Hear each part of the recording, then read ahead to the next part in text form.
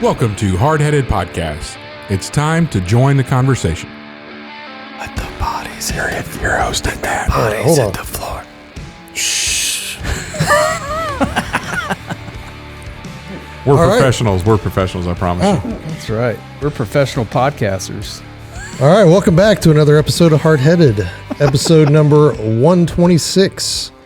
I'm your host, Matt Amos. With me, as always, Chet, Sears, and Troy Trussell. Today, we've got what's on Chet's mind. We've got our top 3 Adam Sandler movies. And Troy is going to take us out with a good word. So let's start with Chet. This episode drops on May 4th, which Yeah. I know is your favorite holiday. Doesn't ring a bell. May the 4th be with you. Matt is such a Hey, such a fan. there's some kind of exciting stuff coming out with Star Wars. No, there's not. I don't know if there is. The Ahsoka series looks pretty good. Yeah. I mean, It's just too much. There's too much Star Wars. they There's too much Marvel. They Just did back off and get some new ideas. They did release like 3 new movies coming out. I'm kind of excited about one of them, but Have you seen... Which one? I can tell you which one I'm not excited about. The Ridley? Yeah, The Daisy? the Daisy Ridley being a Jedi one. Yeah. Not too excited about that one, Yeah. but I don't know. It's just there's just too much going on. I don't have time for Star Wars anymore. yeah, I don't. It's not that interesting. It's diluted. It has been diluted. If I didn't have a 10-year-old that really liked it, I probably wouldn't even Yeah. kept watching The Mandalorian, Yeah. honestly. I will tell you what is better than anything Star Wars coming out, and that is the Indian Superman. I don't even know what you're talking about. I'm sorry, what? You have a video? Yes. Oh. This We're about to watch something. This is old. It's already been out. is better than But anything. it's a knockoff from Oh, No, that's digital. What is happening? it's Superman. Is I that mean, Spider Woman? Yeah. So there's That's pretty good. He's fighting them all with a finger. I'm sorry, listeners on the podcast. Matt's showing us some Bollywood. Either way, it's Bollywood video. that's better than anything Star Wars has ever done. So And if you'd like to see that video, go to Facebook and just type in Indian Superman and click on any of the videos. okay, I'm not going to do that. Yeah, you already saw it, so you know the greatness. I saw all I needed to see. So we do a minor, by we I mean me and Troy, do a minor. Troy and I do a minor preparation for podcasting. And sometimes we give each other a heads up of what we were wanting to talk about so that you could either be thinking about it or have a point of view ahead of time. So Why did you leave me out? you don't prepare. You don't It's prepare. true. You don't. So, Look at those notes. okay. You normally don't prepare. Jot down some ideas So, occasionally. for my What's on My Mind segment for this, the statement that I made is the question that I now pose to you. How many dead bodies are you willing to step over to reach your goal? Matt? Depends on where I'm at And what you're doing? and what I'm doing. But if I'm in the ring, I'm stepping over all of them. Are you going to create them and then step over them to get to your objective? Yes. What if it wasn't military? I'm not a Marine. Then why would there be dead bodies? Let's talk about climbing Mount Everest. Okay. I think we need to stop. By we, I'm never going to do it. But did you know that there have been over 300 people that have died attempting to climb Mount Everest, and they leave the bodies because it's too labor intensive to take them down? They actually have some of the bodies are like markers. Like, oh, we ought to be able to make it to Green Boots by 10 a.m. because he's a dead popsicle along the trail. Did you guys know this? Hey, Yeah. isn't it true that most people die on the way back down? I don't know. I heard that. A lot of people die, and most of it's because of an oxygen situation. Yeah. And there's Or- only a certain window of time that you can reach the peak. Yeah, as long as the weather's good. Yeah, there's a season for it. There's all kinds of stuff that are factored Right. into it. Yeah. But haven't we done enough? Like, haven't we climbed enough to just say, okay, all right, people made it to the top and they're dying doing it, and you're stepping over their bodies to try to say that you did it. But it's just enough already. Have you seen some of the pictures of what it looks like to climb Everest today? Terrible. I want to apologize again to our listeners. Lines. Just lines of people. If you're lines just of people, if you're not on YouTube, if you're just listening audibly, they're just stacked up all the way up the slope. Like what's the point? And you're going to become a dead body while doing that? Statistically, 1 in 30 is going to die, and they're going to leave you there, and then somebody else is just going to step over you to go do it again. Like this just needs to stop. Why can't you just go do something else that's hard instead of this? There's other hard things to do. So, yeah, go rock climbing. I watched a documentary on the earthquake that hit Everest, or Nepal, really. It didn't hit it, just Everest. And that got me thinking, like, why are people still doing this? And, because it's there. Yeah, for the first 50 people. But now you're like, if you have money and nothing better to do, might as well just go do this so I could write a book and try to get wealthy that way, or get more money that way, or to go be a speaker on the national circuit that way. But you're literally crawling over dead bodies to do it. And I think, yeah, I'm okay if not another person climbs Mount Everest ever again. All right. What do you guys think about that? I could care less one way or the other. So you're cool with people. That's fine. They died doing it. Don't pull them off the mountain. It's good. They just died. We'll just call them. Green Boots is a guy, by the way. People stop and take selfies next to Green Boot. Actually, the last big storm that came through, like, blew him off the wherever. But they literally they have names, and they don't use their real names. They just. I think it's unfortunate that the bodies are left there and that there's no attempt to go get the bodies off the mountain by anyone. But there's also the case that, hey, they chose to go do that. What other sport do we partake in where it's just like, oh yeah, you died, we're going to keep doing it anyway? Mountain or rock climbing. Yeah, quit doing that too. Free reign or whatever you call it. But you kind of like Free solo. free climbing, no ropes. But they at least haul your body off after that because you know, or parts of it. Well, sometimes they don't find them, like the free solo guy. They finally found him. They got avalanched in. Yeah. But I don't think they ever went and got his body, or they never said they did. But As far as Everest is concerned, I don't care. But is it that big a deal anymore? No, I agree with you. I don't think it's that big of a deal anymore. Like, so 'cause why- there's so many people that have done it.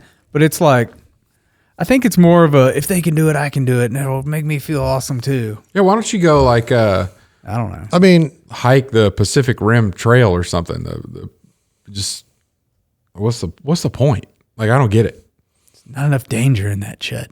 climb the highest mountain on earth. I mean, why not?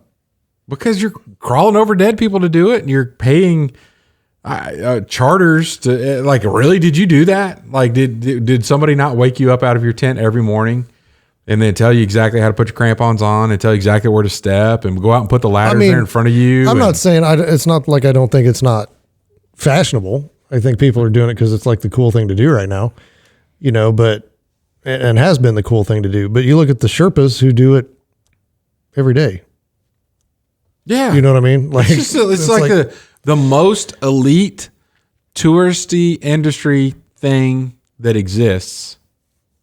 And you're crawling over dead bodies while you're doing it. That just gives me the heebie-jeebies. I mean, I've got a couple of buddies that have made the summit.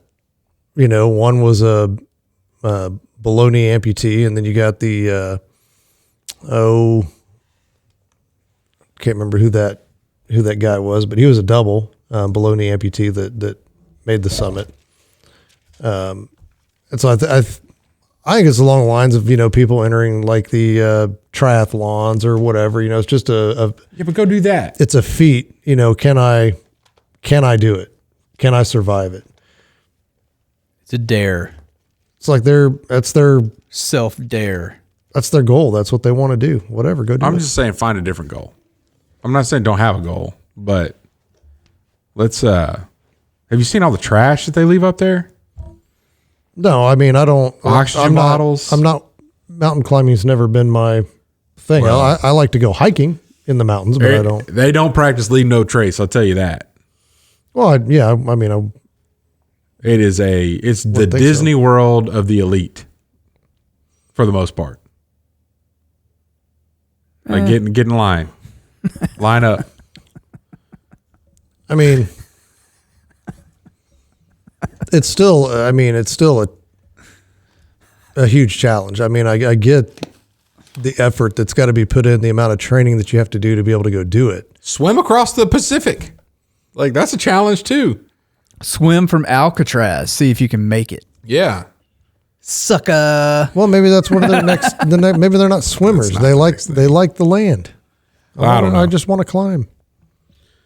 yeah. I'm not a But I get it. I mean, you're not the first person that's done it. You're not the 100th person that's done it. You're not the 1,000th person. you're not the trailblazer that's putting those ropes in for the first time. I mean, you're putting, you're walking over ladders that have been put there for you and all that. I get it. But for some people that's their Everest. We'll go do K2. It's harder. Most of those people do. No. They don't. I mean, what's the other one? Kilimanjaro. I know Kilimanjaro. tons of people have walked up Kilimanjaro. Yeah. That's one you ought to do because now nobody's dying doing that one. Well, I'm sure there has been. Yeah. And freak accidents. I may be the first. Yeah. Well, if you are, I will go pull your body down, man. Will you? I'm not going to let You're them not walk going to leave over your you're dead not gonna body. walk over me. I'm not going to let them walk over your dead body on the way to get to Kilimanjaro. I mean, Love it. I really thought that this, when you brought this up as a topic of discussion, I thought this was going to be like a really good, like corporate motivational speech. You could have taken this so far because that title is the perfect title for a corporate event. And then you went with Everest. So maybe you should tie this in together with people climbing the corporate mountain. And how many dead bodies are you willing to walk over to get to your role in this company? That might be a good one for you, Chet. Yeah. I think that title is one of the best titles that I have ever heard. Maybe I'll write a book. Copyright that book. Title. Copyright that book right now. How many dead bodies are you willing to walk over to reach your goal? So roughly, And then make it a whole book about not reaching any goals and just not doing it at all. roughly 30,000 people climb Mount Kilimanjaro every year. How many? 30,000 Kilimanjaro. Oh my gosh. And there are about 3 fatalities a year. So, Wow. What about Everest? let's see here. Let the I saved some of that. That's really offensive to green boots. Yeah. I'm sorry, Green Boots. I apologize. Yeah, Troy. That's I'm insensitive. old, But I mean, old man Green Boots. Green Boots, I mean, he knew the risk he was taking. So, And- but it makes for really gripping TV because people are out there doing something and you're not. And so it makes you feel better about yourself. yeah, watch- To watch them succeed and get behind them and 310 and 11,000 successful summits. 310 deaths and 11,000 summits. I'm sorry, but that's only 6,000 people because a lot of those making multiples like the Sherpas. So a 3% death rate. It's just simply too hard to remove it. No, you make it. You make it. You do the hard things. If you're going to climb Everest, you can say, hey, I'm going to go up there and bring back one of the dead bodies and bury them. Like, everybody's doing harder things today than we did back then. So start bringing them down. And then you want a real challenge, bring him down. Yeah.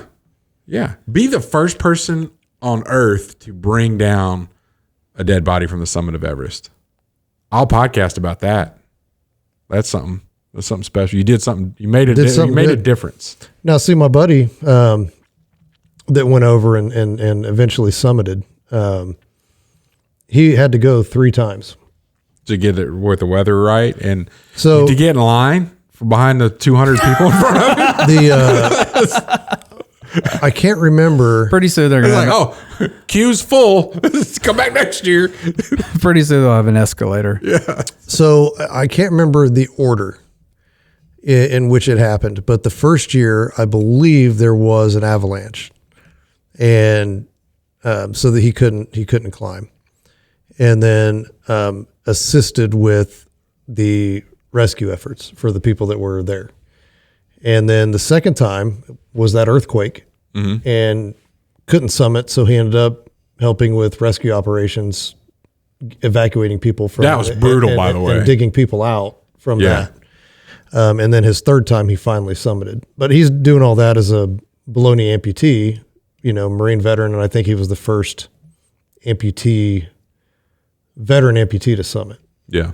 So now, of course, you got all these classifications. The first veteran amputee, not, veteran baloney amputee, veteran above knee amputee. Yeah. So I mean, bilateral amputee. But I mean, when you're talking, however many people have summited, 6,000 people. Yeah.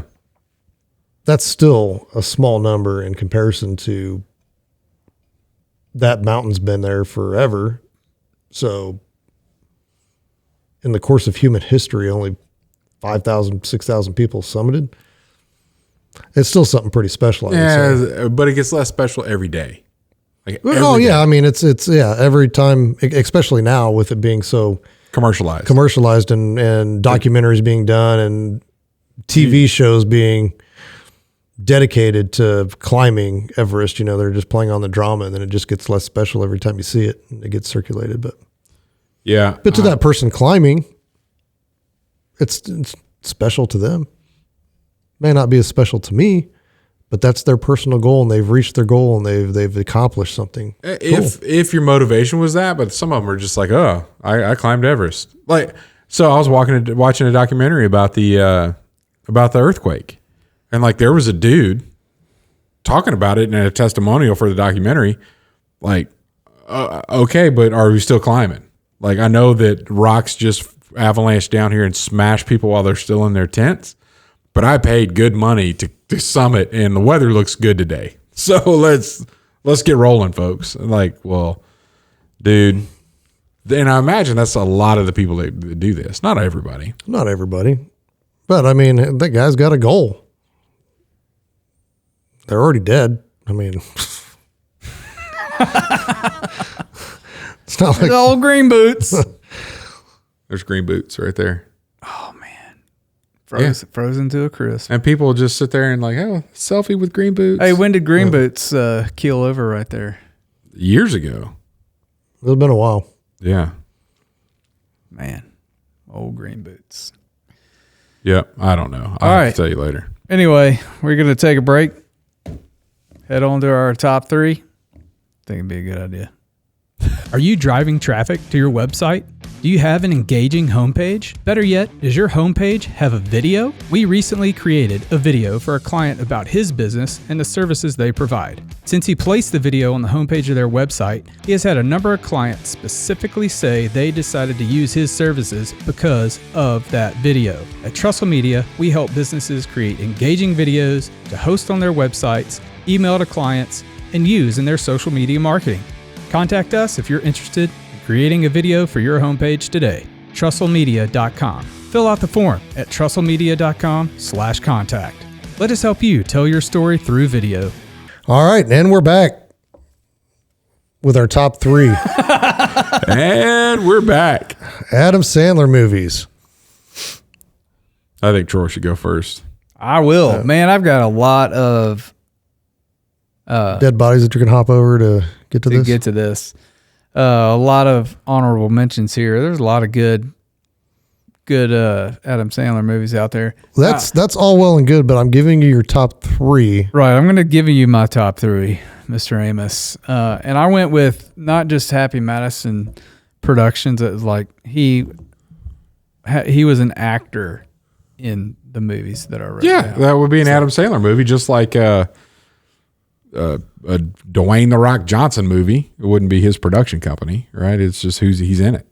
Right. Yeah. Well, he has scripted a lot of them that he's not in as well. So Really? Yeah, you could count that as an Adam Sandler movie. Okay.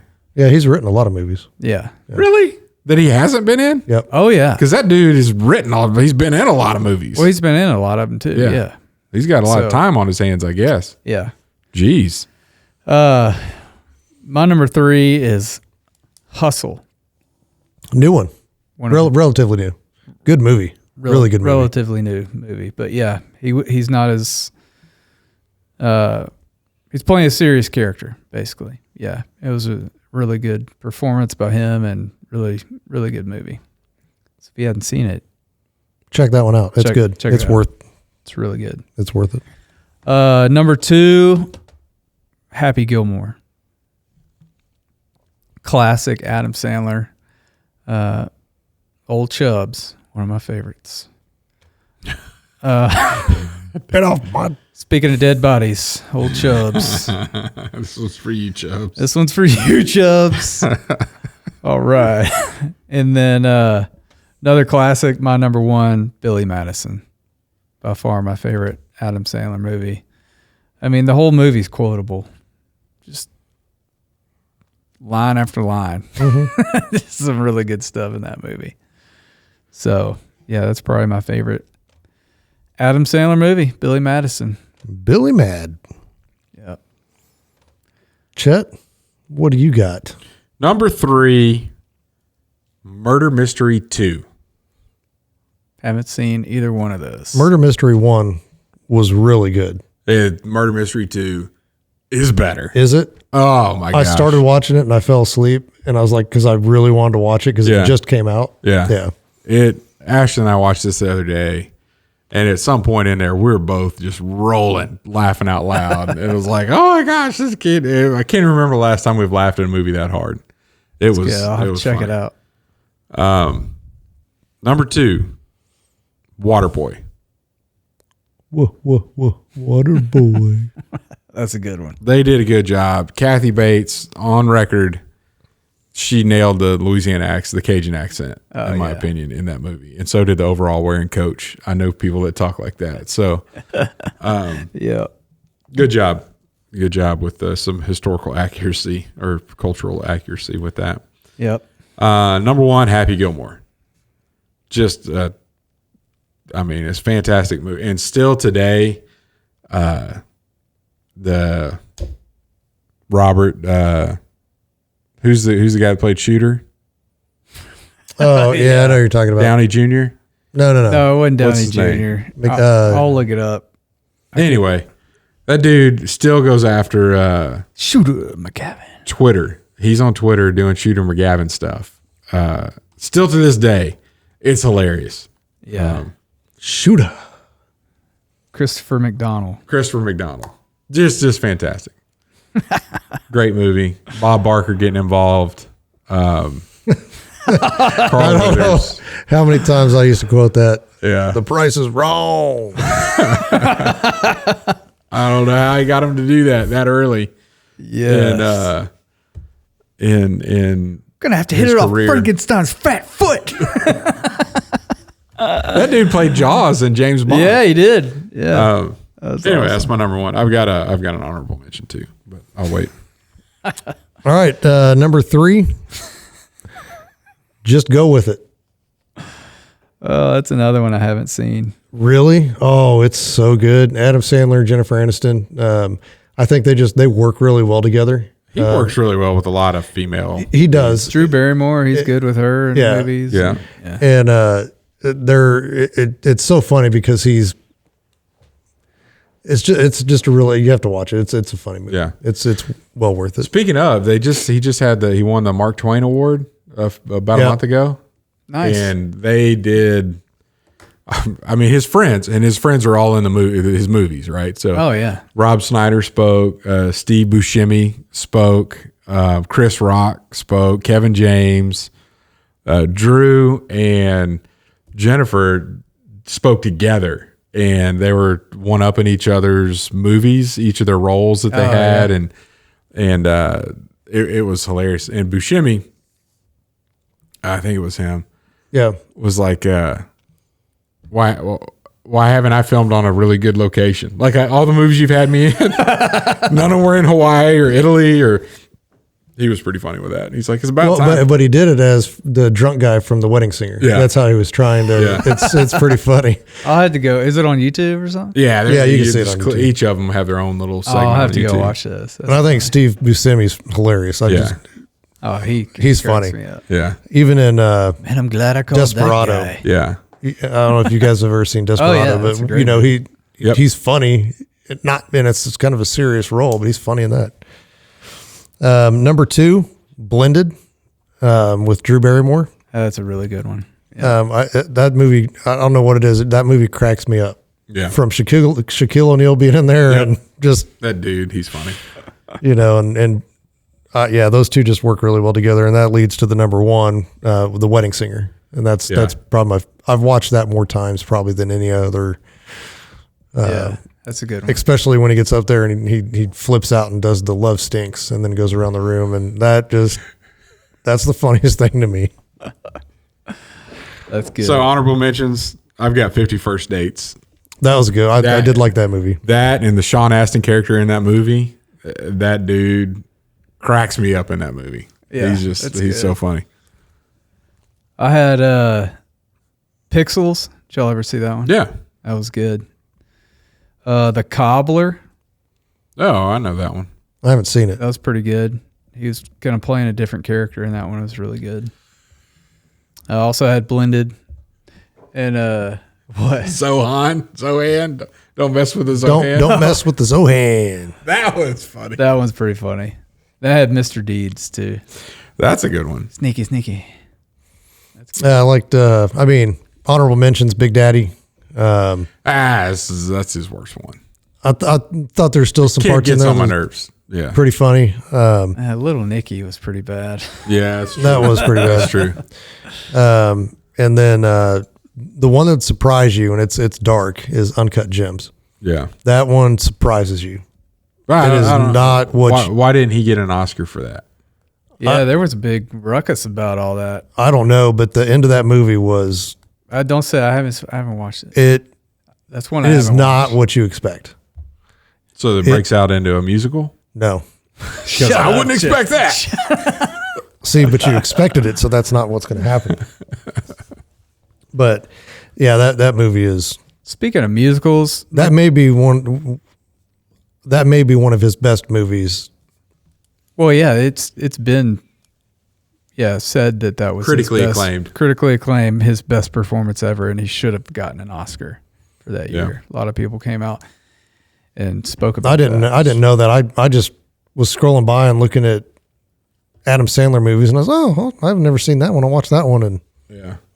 Speaking of the Mark Twain Award, the girl that sang in Frozen, Isla Mendel. Yeah, Elsa. Elsa. Well, yeah. Is her name Isla? Something like that? I have no idea, but She did Opera Man at the Mark Twain Awards. And had a whole write up where she was singing, and they had like a choir come out with her and support. It was, I'm telling you, that was a good time. I'll have to watch that. Yep. all right. Good top 3. Thank you, gentlemen, for being prepared with your Adam Sandler movies. Like that was real hard. And moving on to a good word, Troy. Yeah, so I've recently been catching up on The Chosen, season 3. I haven't gotten through all of it, but it's really good, and just some of the way they portray it, I started that yesterday. it's fantastic. I love it. But specifically, they have a scene out of Luke 4 where Jesus goes back to his hometown and he goes into the synagogue and they ask him to read the scripture. And it's he unrolls the scroll and he finds Isaiah, and he reads from Isaiah 61. And what he reads is, "The Spirit of the Lord is upon me, because he has anointed me to proclaim good news to the poor. He has sent me to proclaim liberty to the captives and recovering of sight to the blind, to set at liberty those who are oppressed, to proclaim the year of the Lord's favor." And so then he rolls up the scroll and he gives it back to the attendant and sat down. And the eyes of all the synagogue were fixed on him, and he began to say to them, "Today this scripture has been fulfilled in your hearing." And so at that, he was claiming to be the Messiah. And I had to go back and read this in Luke 4 because when you watch The Chosen, they're taking liberties to tell a good story, but they're telling it in such a way that it just really good pulls out things, it helps me see things that I wouldn't pull out from my own reading of it if I wasn't really diving in deep. So the show has caused me to go back in and read and dig a little deeper, which is good. But yeah, so he is claiming to be the Messiah, and then in the show they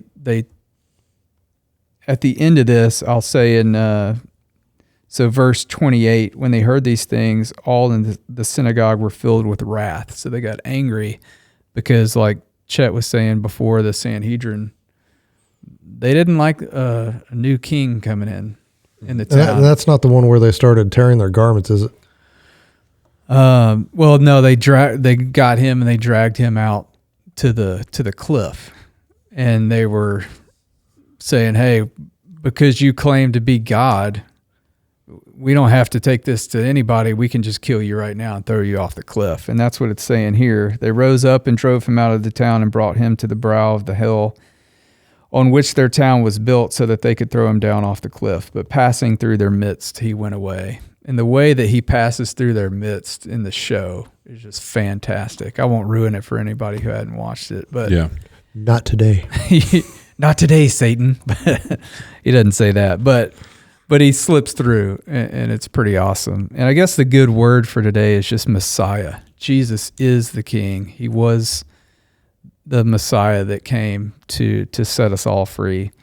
And yeah, if you haven't watched The Chosen, check it out. And if you got a question about it, man, just dig into the Bible, because it's the true word. And if you need to hear from the Lord and you're not hearing from him in your heart, he gave us his word to speak to us. So get to reading it. Yeah, that's it. All right. Wonderful advice. I think I did get up to that. That's where I left off, was when they were getting ready to throw him off the cliff. And that's basically what he says is, "Not today." Yeah, pretty much. Like, this is not happening today.